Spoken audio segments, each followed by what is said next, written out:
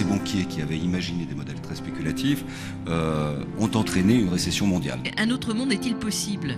Moi, j'aurais tendance à commencer en disant c'est le nôtre qui n'est plus possible. La démocratie, c'est pas uniquement le fait d'aller voter, encore faut-il voter pour des valeurs. Nous vivons dans un monde où les choses ne sont pas véritablement bien réparties et partagées.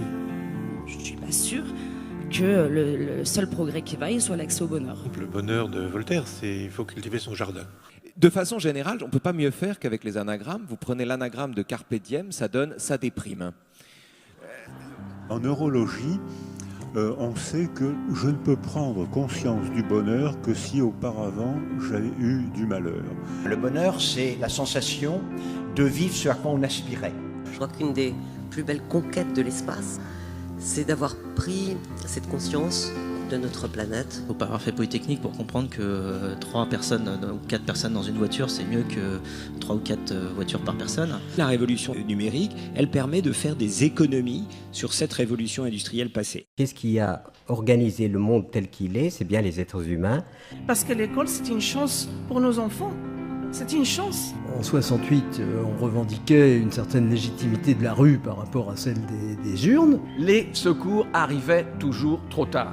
J'ai un ami très proche dont la femme s'est radicalisée récemment. Elle a fait des études, des très hautes études. Elle avait un bon métier. Et que n'importe quel progrès technique conduit à une amélioration morale. Il me semble que plus personne ne croit ça. La société française, elle est en proie à un certain nombre de morcellement. Il y a des jeunes qui ont tendance à se radicaliser. Ceux qui veulent tenter d'instituer une société sans artistes ont du boulot. Le critique littéraire, après la sortie de Madame Bovary, a écrit « Monsieur Flaubert n'est pas écrivain ». Qu'est-ce qui vous fait choisir le sujet d'un roman? Cette accumulation des connaissances, il faut l'ingurgiter, il faut l'absorber, il faut la comprendre. Je trouve ça difficile de ne pas être optimiste. Évidemment, le défi qui nous arrive maintenant, c'est le défi du changement climatique. Je crois qu'il ne faut pas qu'on soit résigné, il faut qu'on soit des engagés. Et nous avons tous ce pouvoir de changer le monde. Les grands sages chinois, Bouddha disait, ils ont 2 immenses oreilles et une seule bouche, parce qu'il faut écouter 2 fois plus qu'on ne parle. Je considère que l'allongement de la durée de la vie est une très bonne nouvelle. Mais il y a une chose qui est très importante, c'est que l'information scientifique circule et passe au grand public. Ces grandes villes, les gens ne viennent pas parce qu'ils trouvent du travail, ils viennent parce qu'ils viennent de campagnes qui sont ruinées. Je crois que savoir que l'autre, celui qui est en face de toi, possède des trésors qu'il peut t'apporter, quoi. C'est quoi l'amour qui va faire qu'on reste le proche de celui qui se fragilise? Comment ça marche l'amour? On ne sait plus. J'ai commencé la musique, je crois, déjà dans le ventre de ma mère. On demande de plus en plus à la recherche d'avoir des résultats à court terme. Je dis arrêtons ces logiques suicidaires d'austérité. Que la gauche, normalement, est liée au progrès. Croire au progrès, c'est croire que le futur peut être différent du présent. Je pense qu'avant mon exposé, cet exposé, vous aviez les idées claires. J'espère maintenant qu'elles seront confuses.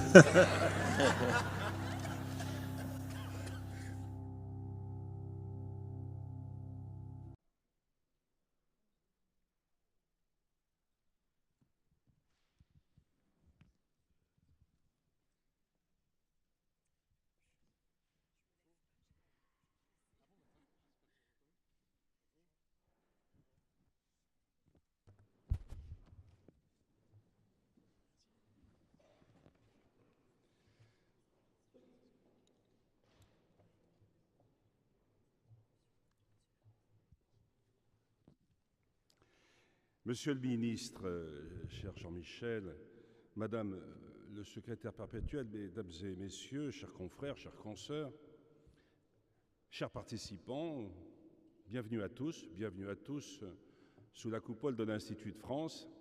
C'est un lieu un peu solennel, mais cela ne doit pas figer le débat.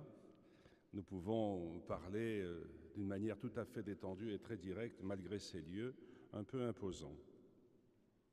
Il est vrai qu'il est tout à fait naturel que l'Institut de France ouvre ses portes aux rencontres capitales, après les succès des précédentes éditions, notamment celle de 2016, qui avait correspondu avec les 350 ans de l'Académie des sciences.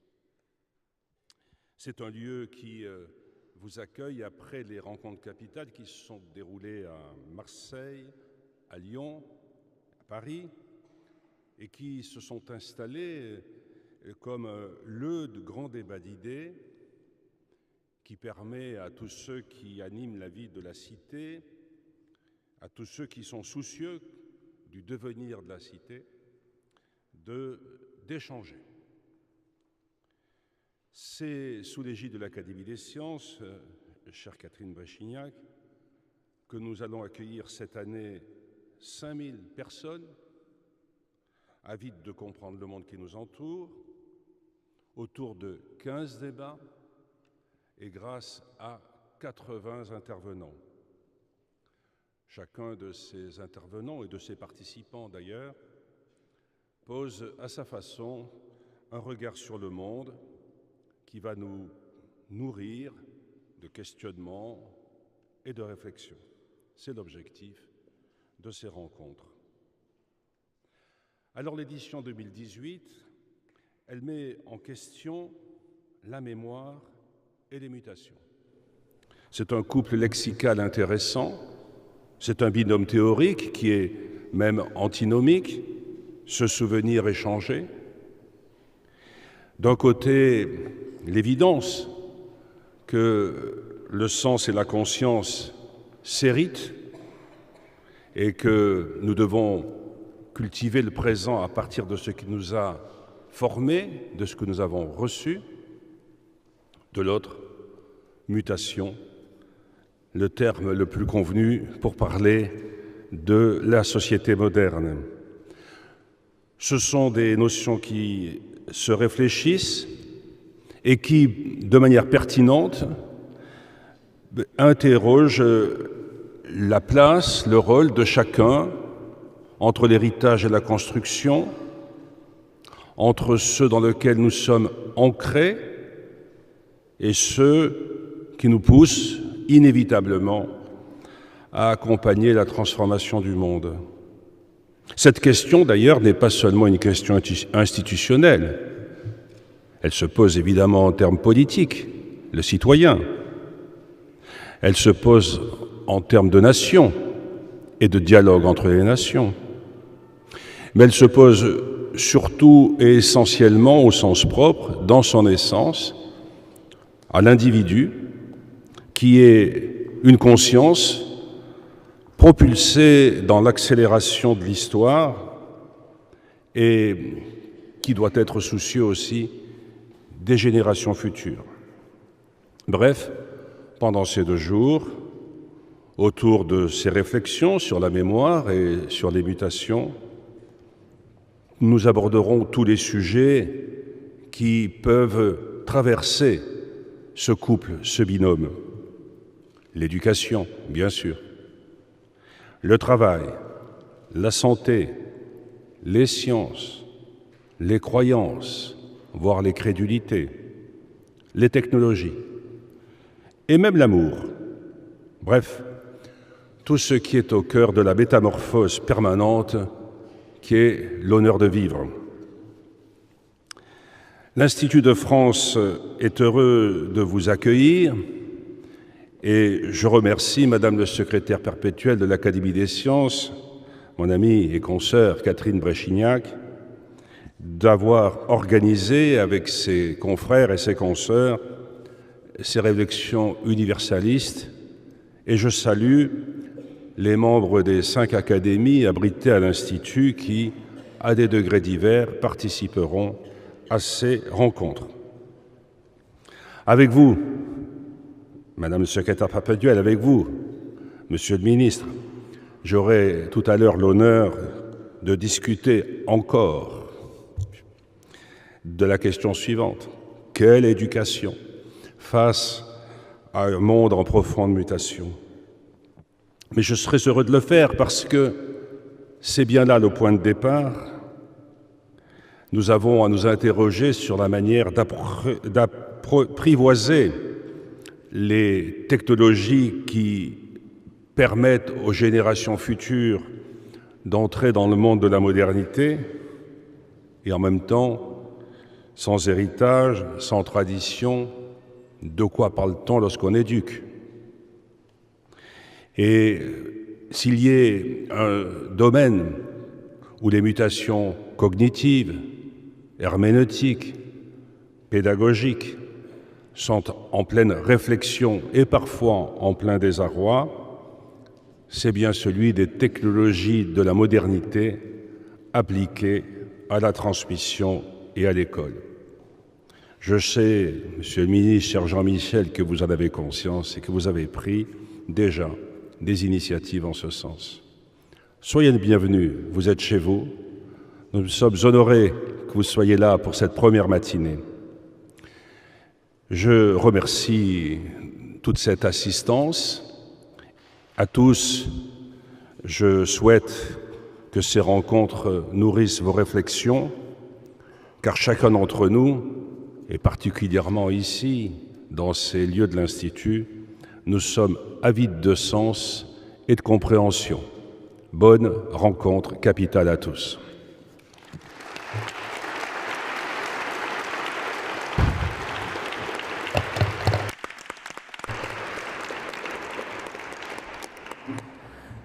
Monsieur le ministre, Monsieur le chancelier, chers amis, chers participants, bonjour. Comme l'a dit Monsieur le chancelier, les rencontres capitales sont un rendez-vous biennal entre les deux constructions humaines que sont la science et la société.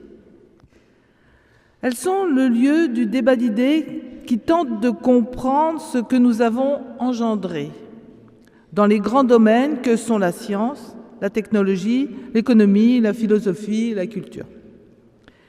Créé par Christian Auboineau, que je remercie, en 2011, à l'occasion du choix de Marseille comme capitale européenne de la culture, elles sont passées par Lyon en 2013, lors des 40 ans de l'Université de Lyon 2, pour arriver à Paris, sur les bords de la Seine, 23 quai de Conti, et y célébrer en 2016 les 350 ans de l'Académie des sciences. S'y trouvant bien, elles s'y sont installées. Et c'est avec l'Académie des sciences, la plus turbulente des académies constituant l'Institut de France, que nous organisons cette année cette nouvelle édition des rencontres sur le thème « Mémoire et mutation ». Ce thème « Mémoire et mutation » cristallise ce que nous sommes, entre les passés de nos sociétés qui aujourd'hui convergent, portés par la globalisation à l'échelle planétaire, et notre futur commun où nous voyons se profiler des mutations parfois vertigineuses.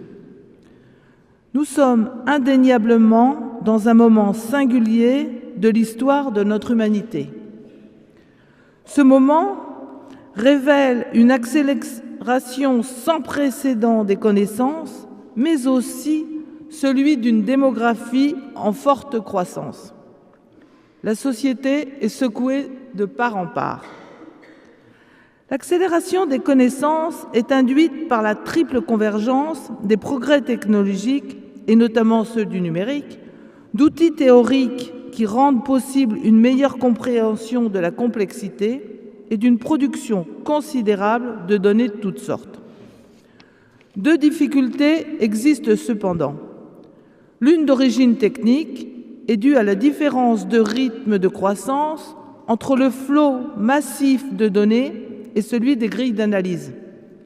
L'autre, d'origine anthropique, est liée à l'appropriation de ces nouveaux savoirs scientifiques par le plus grand nombre d'entre nous. Elle pose, sous un angle nouveau, la question de l'acceptabilité citoyenne de la connaissance et de ses implications. Depuis les temps immémoriaux, le progrès humain est dû à la synergie entre les découvertes, leur compréhension grâce à la démarche scientifique et la créativité des hommes liée à leur imagination. Les hommes se sont donné la liberté de chercher et de créer. Aujourd'hui, cette liberté inédite laissée aux scientifiques fait peur. Est-ce la liberté de comprendre ou celle de créer qui est mise à mal? sont-elles néanmoins dissociables? Cette question est particulièrement sensible dans la recherche sur l'humain. Pour tenter de mieux se connaître, l'OR instaure des compétitions avec des machines, les robots qu'il a construits. Cette compétition entre l'homme et la machine est particulièrement vive en ce qui concerne l'intelligence artificielle. Le test de Turing est toujours d'actualité. Il est le suivant. Dans un dialogue entre l'homme et la machine, une tierce personne qui entend la conversation sans voir ceux qui dialoguent devine-t-elle qui est l'homme et qui est la machine? C'est par la différence que l'on pourra appréhender ce qu'est l'être humain. Mais l'homme ne se contente pas de se comparer à une machine. Avec les ciseaux génétiques, il est aujourd'hui capable d'intervenir sur son ADN. Il peut se transformer en profondeur. Il peut aussi, en touchant les cellules germinales, modifier le code de sa propre hérédité. Il est l'acteur de son évolution. L'approfondissement de la connaissance scientifique entrouvre alors un gouffre existentiel sous nos pas. Les possibilités inédites de créer peuvent-elles tout autoriser avant que l'on en ait exploré les conséquences? L'enjeu consiste donc à savoir comment nous pouvons réguler collectivement notre relation à la connaissance et ce que nous en faisons. Une société qui ne s'approprie plus ou qui s'approprie mal la science sera d'autant plus tentée d'expulser la science hors de ses murs, laissant place à l'obscurantisme. Une société qui doute de la science est une société qui risque de ne plus garantir la liberté de chercher. La société du numérique qui s'est construite depuis ces dernières décennies, induisant une hyperconnectivité, n'est pas exemple de se développer en elle une phobie à son égard si elle empiète trop dans la sphère privée. C'est pourquoi la réflexion et l'éthique sont indispensables pour que les possibilités inédites de créer qui s'offrent à nous nous permettent la liberté de créer. En évitant une liberté sans limite, au risque de verser dans le désastre, que les Grecs appelaient avec effroi l'hubris et que l'on traduit souvent par démesure. C'est le sens général que nous donnerons à nos débats. Je remercie tous ceux qui y participeront et particulièrement les jeunes qui ont préparé de nombreuses questions. Je remercie aussi Monsieur le chancelier de l'Institut, cher Xavier, qui non seulement ouvre ces rencontres, mais s'est inscrit comme nous dans un des débats. Enfin, je remercie Monsieur le ministre, cher Jean-Michel, pour le temps qu'il nous consacre et lui cède la parole. On descend avec lui.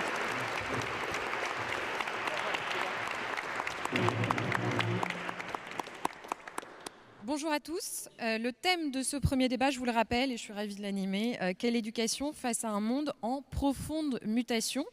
Le constat d'abord, Monsieur le Ministre, immobilisme, rigidité, uniformité, ce sont les mots d'un rapport de la Cour des comptes. En lecture, en mathématiques, nos enfants sont de moins en moins bien classés et beaucoup de hauts potentiels sont en difficulté dans le système français. Alors, le ministre actuel, vous-même, à mes côtés, a lancé de nombreux chantiers, réforme du bac, relance des internats, scolarisation des 3 ans et beaucoup d'autres. Vous dites qu'il y a un allant des professeurs pour les réformes. Pourtant, certains, en tout cas, sont critiques face à votre politique. Alors, comment faire accepter les changements? Comment moderniser l'école? Avec quels acteurs? Faut-il mieux connaître le cerveau pour mieux enseigner? Jean-Michel Blanquer, ministre de l'Éducation nationale, vous êtes pour beaucoup aujourd'hui une pièce maîtresse du gouvernement. Vous avez été avant professeur de droit, recteur d'académie ou encore directeur de l'école de commerce l'ESSEC. Première question, on a Xavier Darcos avec nous. J'ai lu que vous auriez aimé faire certaines réformes de Jean-Michel Blanquer. Il est un petit peu jaloux, je crois, comme certains de vos prédécesseurs. Pourquoi c'est plus simple aujourd'hui de réformer l'école? Les deux. D'abord, merci pour l'invitation, merci au chancelier, merci à la secrétaire perpétuelle. Je suis très heureux d'être parmi vous tous ce matin parce que c'est des moments d'échange importants et les grandes questions métaphysiques, ontologiques, philosophiques, politiques, sociales qui viennent d'être posées sont les grandes questions de notre temps. Et c'est très important pour moi en tant que ministre de l'Éducation de faire toujours des allers-retours entre des mesures extrêmement concrètes et puis la vision d'ensemble que permettent les académies notamment, ou de façon générale les chercheurs et les scientifiques et tous ceux qui réfléchissent sur l'homme. Donc par rapport à votre question, je ne sais pas si j'ai tellement de réponses. Je ne sais pas si c'est plus simple aujourd'hui qu'avant. Donc peut-être par humilité, il faut reconnaître que c'est plus simple. D'abord en raison du contexte politique. Le fait qu'Emmanuel Macron ait dit qu'il voulait dépasser certains clivages, et pas seulement le clivage gauche-droite, d'autres clivages qui traversent les débats sur l'éducation depuis longtemps, eh bien cela favorise un contexte de réforme. Par exemple, il y a depuis très longtemps à l'école primaire des débats infinis sur faut-il privilégier le plaisir, faut-il privilégier l'effort. Il faut et le plaisir et l'effort. Donc moi je n'ai aucun problème avec le en même temps d'Emmanuel Macron. Au contraire, j'ai toujours pensé que l'éducation c'était beaucoup de en même temps. Nous savons tous, à partir du moment où on s'est occupé d'enfants et d'adolescents dans notre vie, que l'éducation est quelque chose de complexe qui nécessite de jouer sur plusieurs registres. Et je pense qu'une bonne partie de la société française comprend ce que je suis en train de dire. Une bonne partie des professeurs de France comprennent ce que je suis en train de dire. Et donc, ça crée un climat favorable pour réformer. Ensuite, je pense que les choses sont peut-être mûres pour agir, parce qu'il y a eu des expériences positives et négatives dans les 20 dernières années en matière d'éducation. Et puis on a des pays étrangers qui ont évolué aussi autour de nous.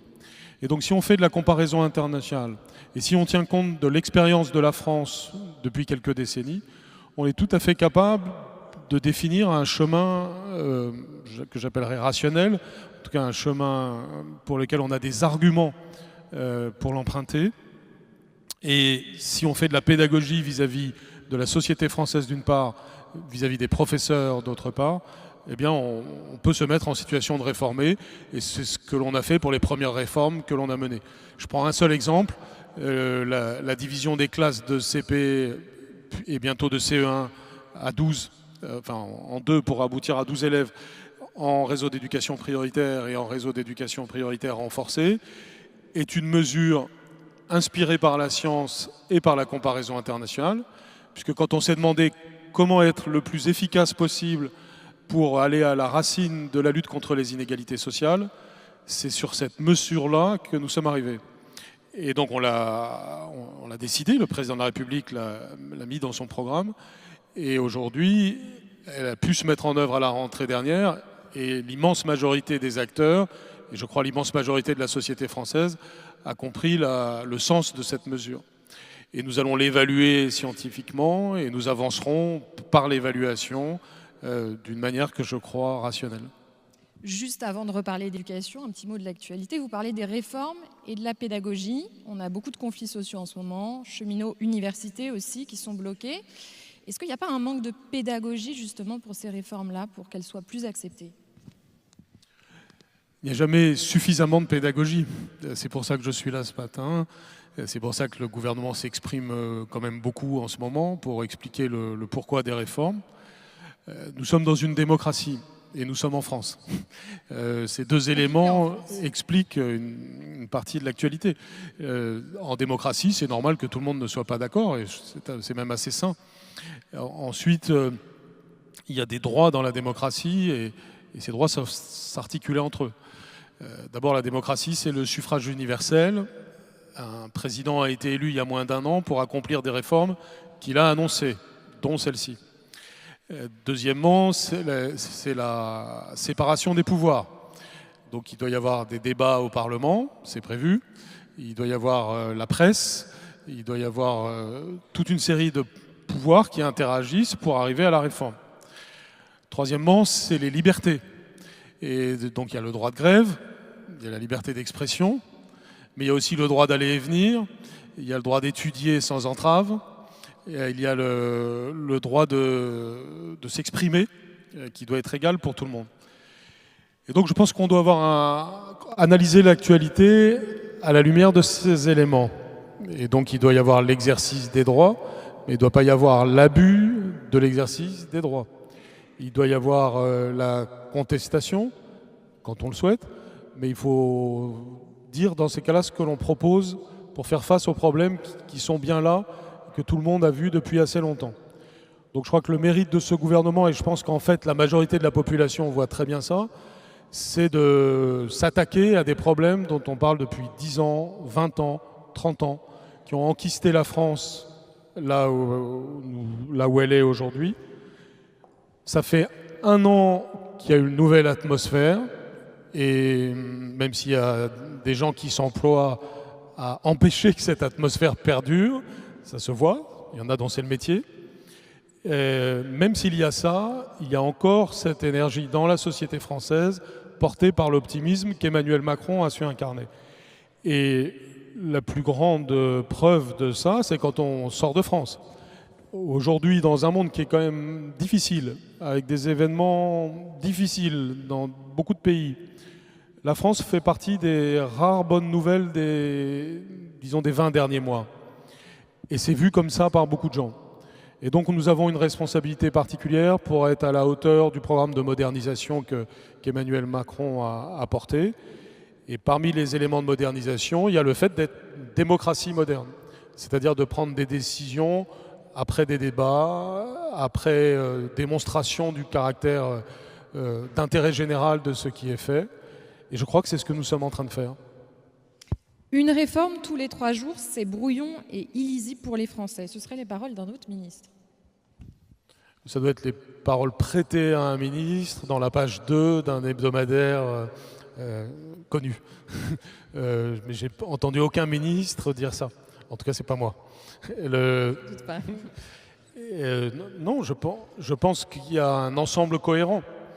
Donc, ce qui ne serait pas bon, c'est s'il y avait une juxtaposition sans sens d'une multitude de réformes non reliées entre elles.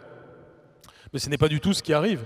Il y a une matrice qui est très claire, c'est le programme d'Emmanuel Macron. Donc les grandes idées, je crois que chacun les a bien entendues. D'abord, c'est cette question du dépassement des clivages. C'est ce diptyque aussi libéré, protégé, qu'il a répété en permanence. Donc libérer, c'est libérer les énergies, permettre que les acteurs se prennent en main, se responsabilisent, puissent avoir le fruit de leur travail, puissent se déployer, le tout dans un esprit d'optimisme, dans un esprit de construction du futur. Et puis protéger, c'est évidemment être attentif aux plus faibles dans la société, être évidemment conscient qu'il y a des fragilités individuelles, collectives, que justement le progrès permis par la libération des énergies doit servir à la protection des plus fragiles. Et c'est ce diptyque que le gouvernement met en œuvre au travers de chacune de ces réformes. Si vous prenez le cas de la SNCF, vous avez une belle illustration de ça. Libérer les énergies, ça signifie ouvrir à la concurrence parce qu'on sait qu'on a besoin de ça pour stimuler et améliorer la qualité. On a besoin aussi de mieux gérer, que l'argent du contribuable serve à quelque chose.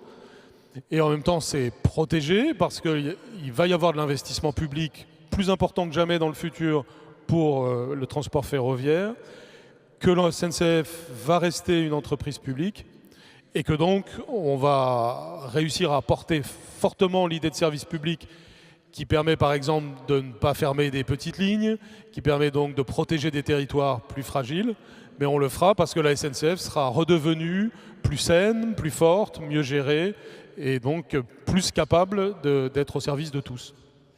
Une autre question plus de l'éducation maintenant, avant de donner la parole aux étudiants. Avec toutes les mutations que l'on observe, est-ce qu'il y a assez d'esprit neuf dans l'éducation nationale, assez d'innovateurs pour bousculer l'enseignement ? Oui, je le pense.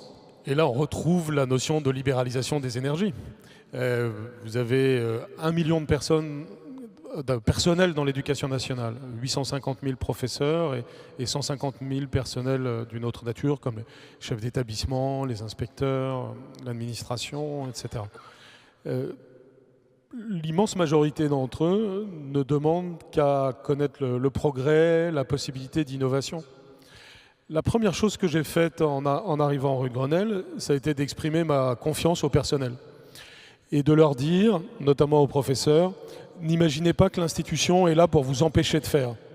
L'institution n'est pas là pour vous contrôler, pour vous sanctionner, pour vous empêcher. Elle est là pour vous aider, pour vous soutenir, pour libérer votre capacité d'initiative au service des élèves. Et c'est pour ça que la devise que j'utilise, c'est celle d'école de la confiance. C'est le cercle vertueux de la confiance. J'ai observé beaucoup de systèmes scolaires dans le monde et la grande différence entre un système qui va bien et un système qui ne va pas bien, c'est jamais une différence technique. C'est toujours une différence d'état d'esprit. Et cet état d'esprit, c'est l'état d'esprit de la confiance.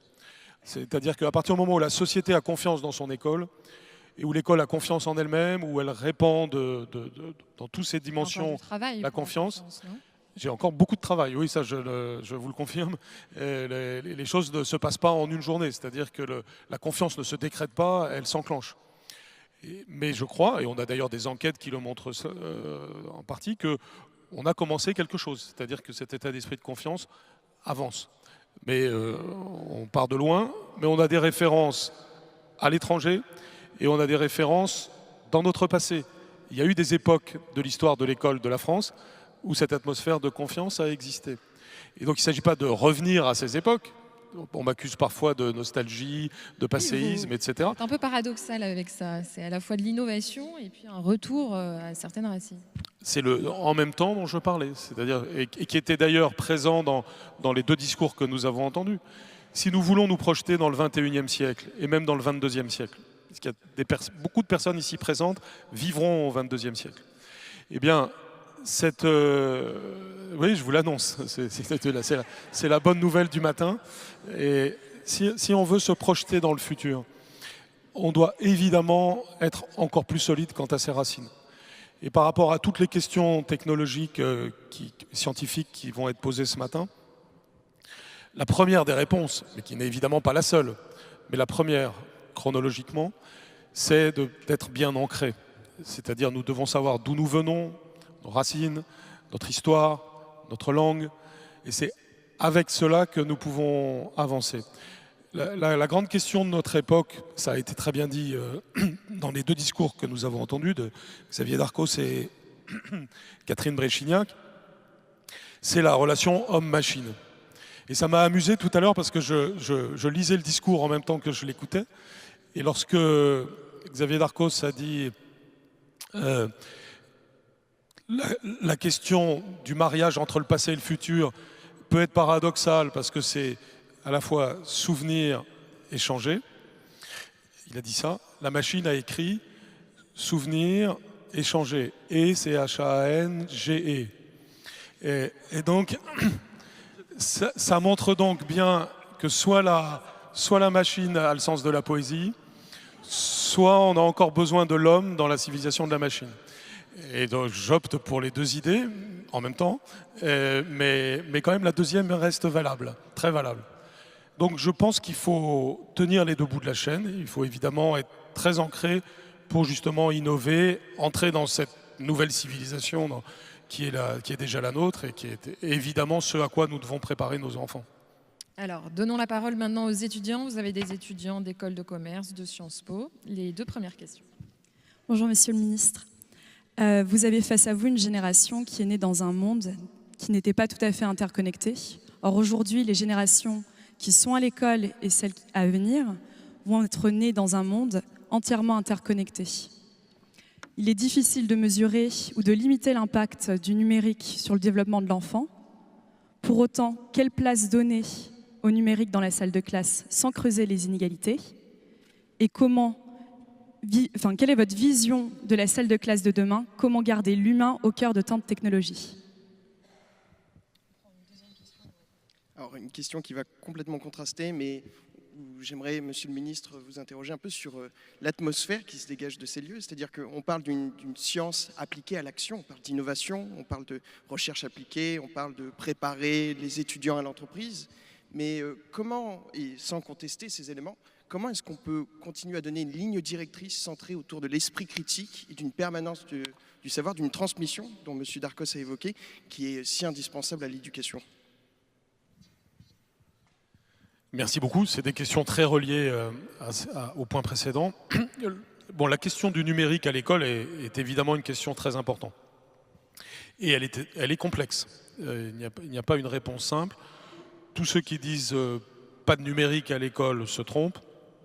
Tous ceux qui disent tout le numérique à l'école et sans discernement se trompent aussi. C'est pourquoi le premier mot qui me vient à l'esprit quand on aborde ces questions-là, c'est celui de discernement. C'est-à-dire qu'on a besoin du numérique. Le numérique est une opportunité fantastique, mais ça ne doit pas arriver n'importe comment.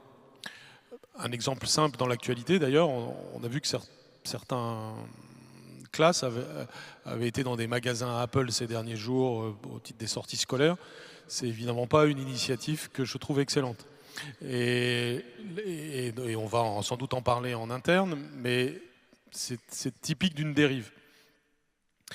Avec certainement des bonnes motivations et de la bonne volonté derrière ça, mais on voit bien qu'on peut verser dans le fossé facilement si on n'a pas du discernement.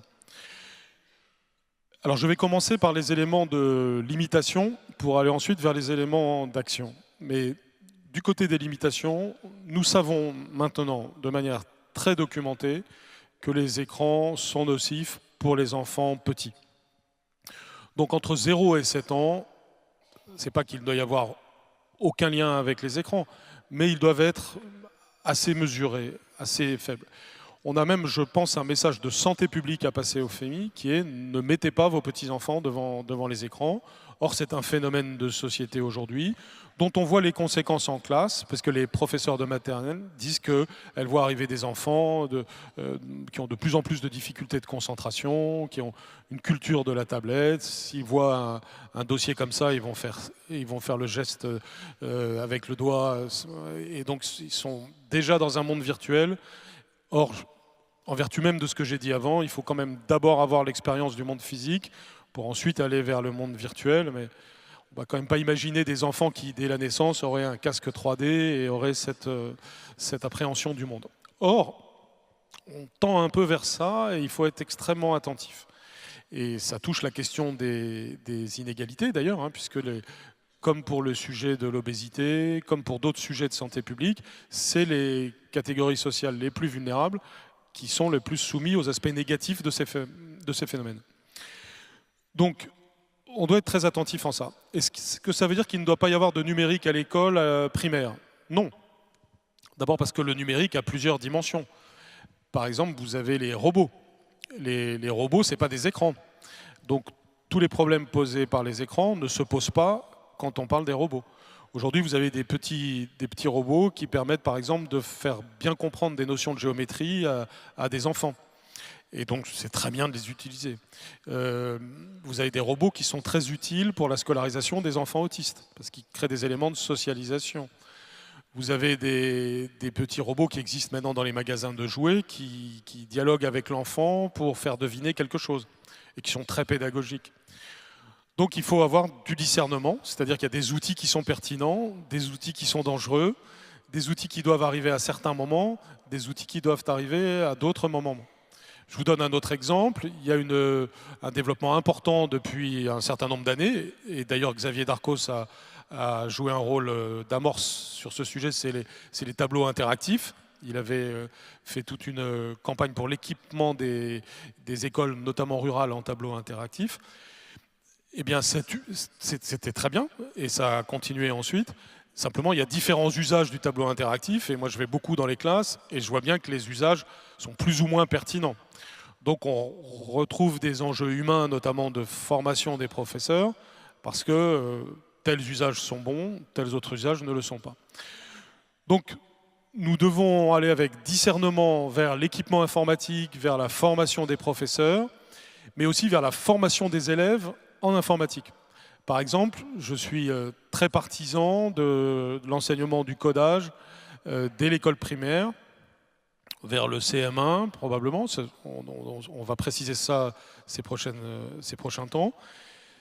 Parce que je relie la question du codage non seulement à une initiation à un enjeu profond du numérique, parce que c'est un autre point qu'il faut dire, c'est qu'on dit toujours numérique, numérique en sautant sur sa chaise, mais en réalité, 90% des gens, y compris des jeunes, ont un usage très superficiel du numérique. Et ce que l'école doit apporter, c'est justement d'aller au-delà du simple usage des réseaux sociaux et du surf sur Internet, mais de coder, comprendre ce qu'est un ordinateur, etc. Donc, le codage est une compétence informatique qu'on doit donner aux élèves, et puis on doit le relier à d'autres dimensions de l'enseignement. Les mathématiques, ça semble évident, c'est donc l'enjeu de l'apparition de plus en plus importante de l'algorithmique dans les mathématiques, mais c'est aussi une chose que je considère comme essentielle, un mot que je considère comme essentiel, et qui a un peu trop disparu dans notre société, et c'est le mot de logique. Le codage informatique, c'est de la logique. Et il y a quelques semaines, j'étais derrière des élèves de primaire qui apprenaient à coder avec des jeux très bien faits, et je regardais ce qu'ils faisaient, et en fait, ce qu'ils faisaient en codant, c'était quelque chose de très voisin de la grammaire de phrase. Parce que pour coder, il faut distinguer un sujet, un verbe, un complément, mettre les choses dans le bon ordre, comprendre leur sens, c'est de la grammaire. Et donc, le codage, ce n'est pas quelque chose qui vient se juxtaposer de manière additionnelle à tout ce qu'on fait déjà. C'est quelque chose qui peut venir s'insérer à l'intérieur de ce qu'on doit donner aux enfants dès l'école primaire, c'est-à-dire la logique et la culture.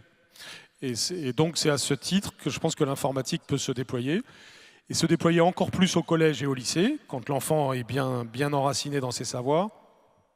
Et l'illustration la plus forte de ça, c'est que la réforme du baccalauréat et la réforme du lycée qui s'ensuit va intégrer des nouvelles disciplines informatiques. Et donc l'informatique apparaît pour la première fois dans la structure même du système scolaire. Et alors il y avait votre question, qui était comment est-ce que la transmission du savoir reste le point... la colonne vertébrale avec l'esprit critique qui va avec, dans cette civilisation technologique dans laquelle nous entrons. Alors je pense que les réponses aux questions précédentes permettent de répondre en partie à ce que vous avez dit, parce que si on a donné une culture générale et du sens logique aux élèves, alors on leur donne les éléments de l'esprit critique. Très souvent on dit qu'il faut apprendre l'esprit critique aux élèves, et je suis le premier à le dire. Par exemple, il y a 2 semaines, c'était la semaine de l'éducation aux médias. Depuis de nombreuses années, il y a eu tout un travail qui est fait pour l'éducation aux médias, y compris l'éducation à Internet. C'est très bien. Et au travers de cela, il y a tous les enjeux de l'esprit critique, d'analyser une information, sa provenance, sa qualité. Et donc, on va en faire encore plus dans ce domaine-là. Mais le substrat de cet esprit critique, c'est la culture générale et la logique. Donc, on doit enseigner l'esprit critique, bien sûr, mais ce n'est pas quelque chose qui est hors sol, ce n'est pas une sorte de matière, c'est quelque chose qui s'enracine dans la culture générale et la logique. Et donc, tout ça fait système. 2 autres questions. Monsieur le ministre, vous avez parlé de la France comme une des seules bonnes nouvelles des derniers temps. Donc je vais vous interroger sur le rayonnement de la France à l'international en tant que terre ou nation de lumière, de valeurs humanistes, etc.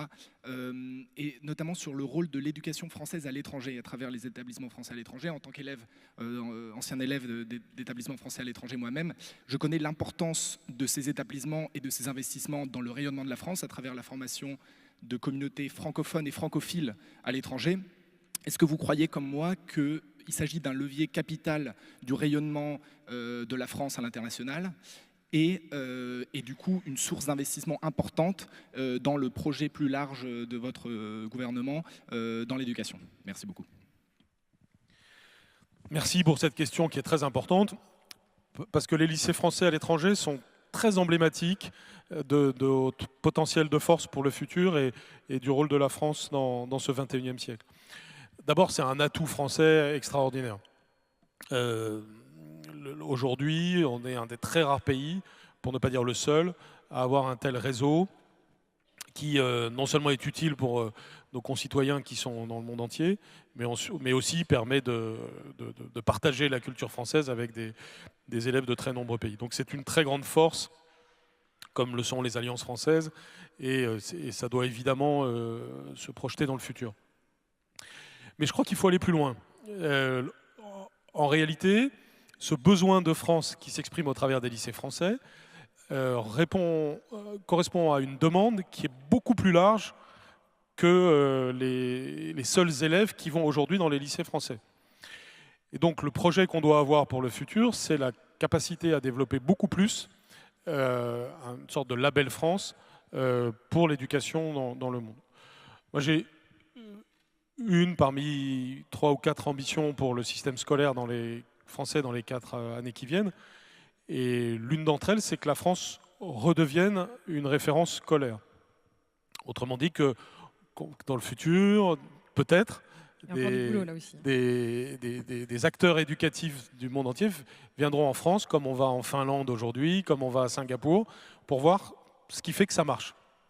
Quand j'ai donné l'exemple des CPA 12 tout à l'heure, c'est quelque chose qui est regardé par la littérature internationale en ce moment, la littérature d'évaluation des systèmes. Et si ça marche, ce que je crois, vous aurez des voyages d'études pour voir ce que ça donne, etc. Et en termes d'image de la France et d'éducation en France, c'est évidemment très important. Mais c'est un exemple parmi 50. Donc, dans le futur, on doit être capable de développer les établissements français à l'étranger. J'en parle beaucoup avec Jean-Yves Le Drian, qui suit ce dossier très, très fortement. Il y a aujourd'hui un problème budgétaire sur cette question, je crois que tout le monde le sait, parce qu'on n'a pas les moyens de multiplier par 2, par 3, par 4, ce que nous faisons déjà, alors même qu'il y aurait une demande pour cela. Donc nous devons inventer le modèle qui permet d'avoir cette démultiplication au moment même où nous devons soutenir aussi la francophonie, où il y a ce besoin d'éducation. Et ça doit donc passer par des accords avec les États, par le fait de libérer les énergies dans ce domaine, qu'il y ait des acteurs publics et privés qui puissent créer des écoles françaises. C'est cela que nous devons viser pour porter assez haut ce modèle scolaire français qui a beaucoup d'intérêt. Vous savez, on se fait souvent beaucoup d'autoflagellation et il y a toujours de quoi critiquer la France. Le vivier d'arguments ne manque pas. Mais on a parfois des éléments aussi pour quand même se rassurer. Pourquoi est-ce que les lycées français font tellement envie dans tous les pays du monde où ils existent? C'est parce que le caractère assez cartésien de nos programmes, la logique qui est de l'évolution scolaire que nous proposons, une certaine rigueur, font envie, correspondent à ce que beaucoup de parents veulent pour leurs enfants. Si on y ajoute la créativité, les enseignements artistiques et culturels, eh bien on a là les ingrédients d'un modèle français dont l'image s'est un peu affaissée ces dernières décennies, mais il s'agit maintenant de le revigorer. Et en réalité, c'est très adapté au XXIe siècle. Nous sommes le pays de Descartes et de Picasso, et ça peut faire envie. Monsieur le ministre, je m'appelle Dipti Chander, je suis une étudiante en informatique, donc je suis développeuse, je code, donc vous en avez abordé tout à l'heure, le code. Moi j'ai une question très importante à vous poser. Aujourd'hui, les femmes représentent environ 26% des employés, des salariés dans le monde du numérique, et seulement 16% dans la tech finalement, et dans les écoles, les universités et les facultés. On retrouve entre 4 à 10% de femmes dans les métiers beaucoup plus techniques, donc des écoles qui proposent des métiers beaucoup plus techniques. Pourtant, 85% des métiers de demain n'existent pas encore et ces métiers seront majoritairement liés au numérique. Donc, quelles réformes, quelles actions peuvent mettre en place l'éducation nationale pour réduire ces inégalités, mais surtout, quel accompagnement spécifique pour les femmes pour que finalement elles puissent rattraper ce retard, parce que c'est indispensable que les femmes puissent créer ces IA. Cédric en a parlé récemment. Et surtout, comment réduire ce gap le plus rapidement possible et avoir des résultats d'ici 4 ans, 5 ans? Alors, oui.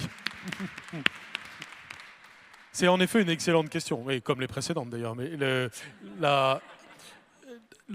je suis devenu un homme politique et donc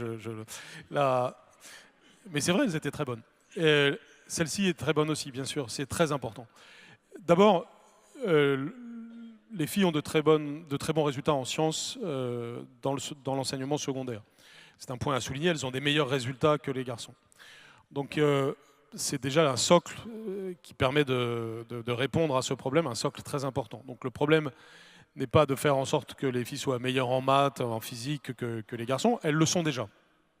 Mais la question c'est comment elles poursuivent ensuite dans l'enseignement supérieur, comment est-ce comment on stimule chez elles à la fois l'envie et l'ambition d'aller dans ces domaines-là.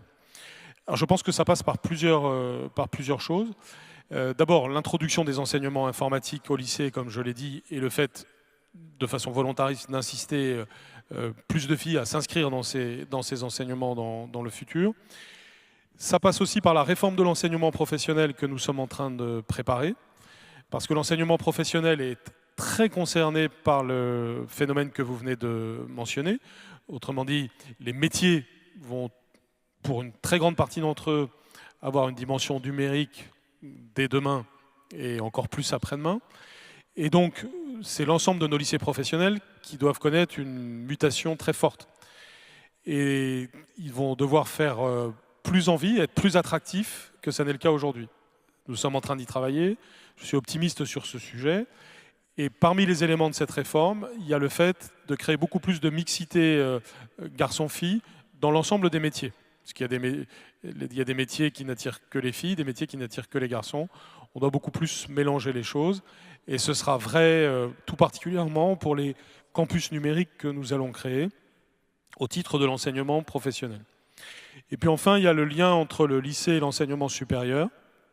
Et comment nous faisons en sorte que les établissements d'enseignement supérieur, et notamment ceux qui sont dédiés au numérique, viennent en quelque sorte pré-recruter, ou en tout cas attirer dans les lycées grâce à un lien entre les lycées et l'enseignement supérieur. Donc ça aussi, nous allons y travailler dans l'état d'esprit d'avoir un équilibre. Et je dis sur ce sujet, ce qu'on peut souvent dire sur le sujet égalité homme-femme, c'est qu'en faisant cela, on fait d'une pierre deux coups. Il y a d'une part un enjeu d'égalité entre les femmes et les hommes, évidemment, qui est un but en soi. Mais il y a aussi un autre enjeu qui est que de toute façon, on a besoin de beaucoup plus d'ingénieurs informatiques, de beaucoup plus de personnes compétentes dans le numérique. Donc si le premier objectif est atteint, de facto, le deuxième sera atteint. Et donc, c'est doublement important. Les deux dernières questions. Monsieur le ministre, bonjour. Donc, tout d'abord, je tenais à vous remercier. Pourquoi ? Parce que vous avez été effectivement le directeur de l'ESSEC. Et c'est l'ESSEC qui a lancé il y a quelques années le programme CAP-ESSEC dans lequel j'ai été. Donc très rapidement, je suis originaire d'une ville qui s'appelle Trappes, qui a certaines difficultés. Et à travers mon parcours, vous parliez tout à l'heure de différents leviers, différents registres sur lesquels il faut jouer pour l'éducation. J'ai rencontré un certain nombre d'associations. Pour n'en citer que deux, on va parler par exemple de Passeport Avenir ou de Mosaïque RH, qui sont des associations qui œuvrent pour l'égalité des chances, soit dans l'éducation ou en tout cas dans l'accès aussi aux opportunités d'emploi. Ces associations proposent un certain nombre d'actions, de programmes, donc des ateliers, du coaching, des initiations aux opportunités professionnelles, et elles viennent en quelque sorte aussi pallier à une certaine défaillance aussi du système éducatif, notamment sur l'orientation. Donc ma question est la suivante. Que pensez-vous d'un rapprochement entre monde des associations, de l'entreprise et l'école, et comment aussi préserver le domaine de l'école tout en tirant profit de l'expertise, l'expérience des professionnels du secteur associatif et de l'entreprise pour faire en sorte d'inclure économiquement mieux les jeunes aujourd'hui ? Bonjour Monsieur le Ministre et merci de nous offrir l'opportunité d'échanger avec vous. Ma question concerne le rapport entre l'école et la citoyenneté.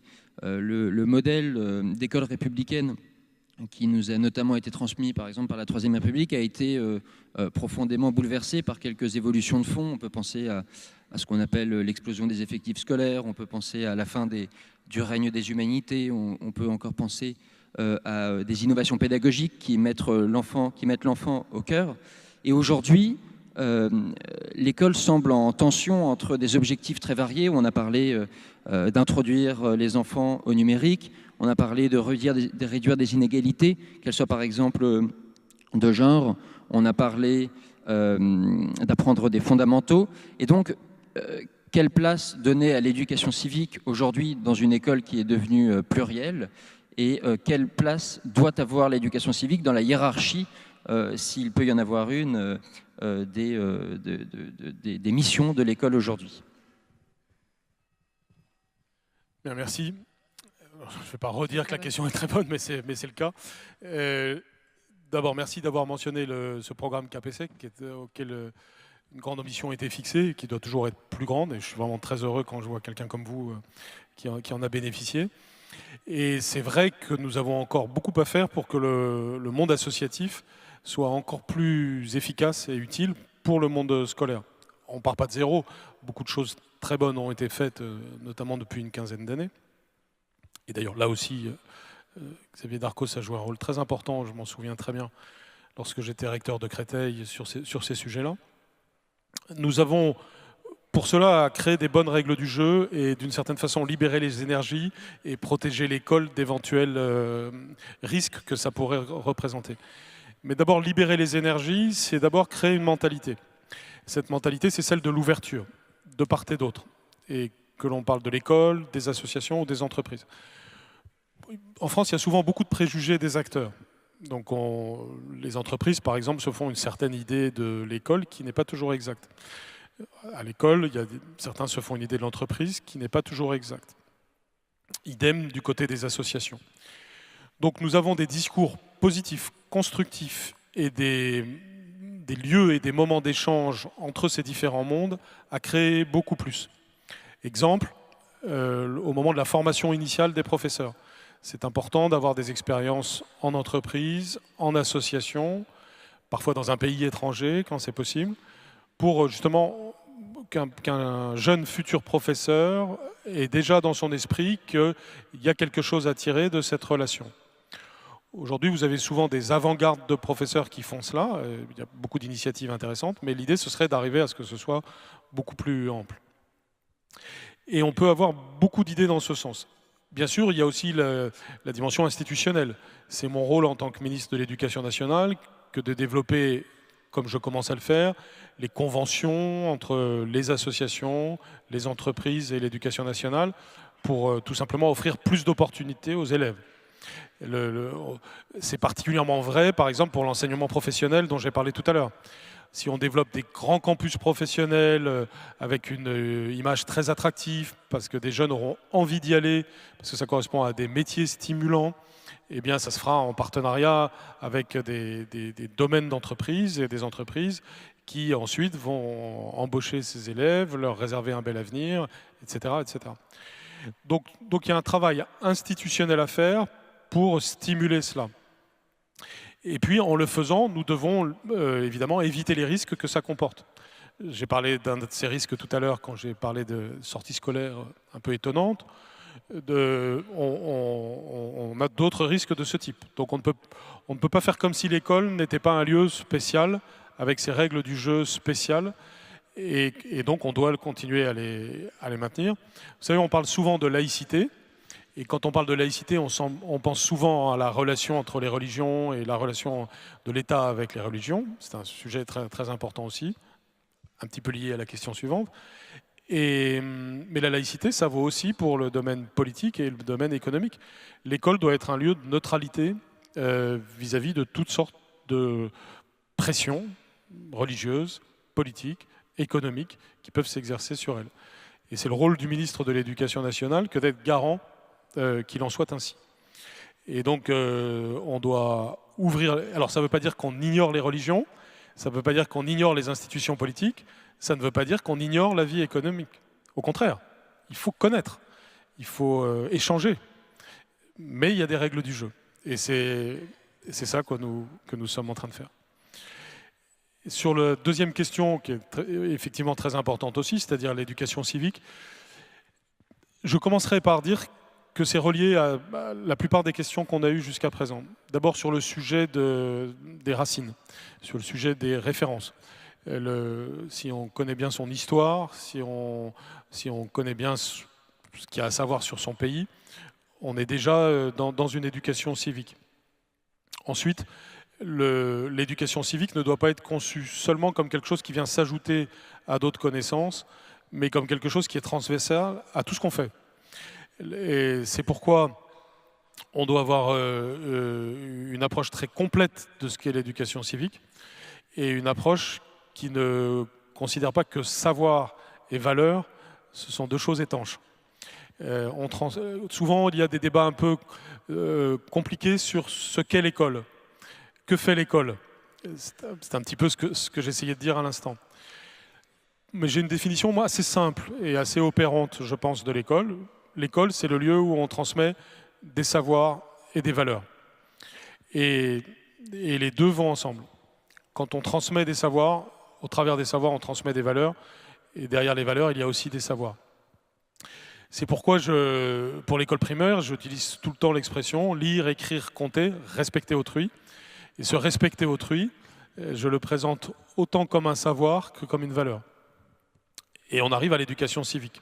C'est-à-dire que derrière le respecter autrui, qui d'une certaine façon résume l'enjeu de l'éducation civique, eh bien, il y a un ensemble de connaissances que nous devons faire passer aux élèves. Et de manière différenciée selon les âges de la vie que l'on considère. Donc, oui, il y a une place très importante pour l'éducation civique et morale, de la maternelle à la terminale. C'est donc quelque chose qui va se déployer au cours des prochaines années sur la base de choses déjà existantes qui peuvent être bonnes déjà. Mais on va l'intensifier et surtout on va le relier à des expériences concrètes, que ce soit au titre des activités périscolaires, au titre des intervenants qui viennent dans les écoles et les établissements, ou au titre aussi de ce que l'on dit sur ce qui suit le baccalauréat. Donc on va créer des continuums dans le sens de l'engagement civique. On rentre dans des sociétés où des sociétés hyper technologiques sont aussi des sociétés du risque. Il va y avoir des risques naturels en particulier. Et il est très important que nous donnions à nos enfants le sens de l'engagement et le sens de la responsabilité. Quand il arrive une catastrophe naturelle, il faut que les citoyens, dans leur grande majorité, aient suivi une formation de secouriste. Il faut qu'on ne soit pas là simplement à attendre que l'État fasse tout, mais qu'on se retrousse les manches et qu'on agisse. Les Français ont un gigantesque potentiel en la matière, parce que les Français sont en général très généreux et très prêts à s'engager. Mais si c'est bien amené, quand c'est bien amené, et c'est le rôle de l'école de préparer les enfants et les adolescents à être dans cette culture de l'engagement, de la générosité, du dépassement de soi, du respect du collectif, et donc de ne pas être dans l'individualisme tout simplement. C'est la fin de ce premier débat. Merci beaucoup, Monsieur le Ministre. Peut-être quelques mots pour conclure, et puis on va enchaîner sur le deuxième débat. Non, merci à vous tous. J'étais vraiment très heureux d'être parmi vous. J'aurais volontiers passé plusieurs heures, mais c'est peut-être pas réciproque. Donc je vais vous laisser. Mais en tout cas, merci et franchement bravo pour ces questions parce qu'elles ont pointé finalement sous des angles différents une même problématique, qui est celle du rôle de l'éducation dans un monde complètement nouveau. Oui, ce monde est complètement nouveau. Il est d'abord mondialisé, globalisé, mais en même temps, il est de plus en plus fragmenté. Et on a sans arrêt cette dialectique entre l'unité et l'éparpillement. Si on prend la question des savoirs, qui était présente dans les deux discours inauguraux, on est dans une sorte d'univers en expansion. C'est-à-dire qu'il y a de plus en plus de connaissances, les sciences progressent de plus en plus, elles sont de plus en plus spécialisées. Et donc, cela apporte beaucoup de bienfaits, mais en même temps, c'est un univers en expansion, c'est-à-dire qu'elles se disjoignent de plus en plus. Comment est-ce que l'école réussit à relier tout cela et à faire que l'enfant puis l'adolescent ait une grille de lecture du monde lui permettant non pas de tout savoir, parce que c'est devenu impossible, mais d'avoir des pratiques lui permettant d'apprendre et d'exercer une sorte d'intelligence collective, parce qu'une des compétences fondamentales que nous devons donner aux élèves, c'est non seulement d'aller chercher l'information, mais aussi de travailler à plusieurs, avec des compétences complémentaires.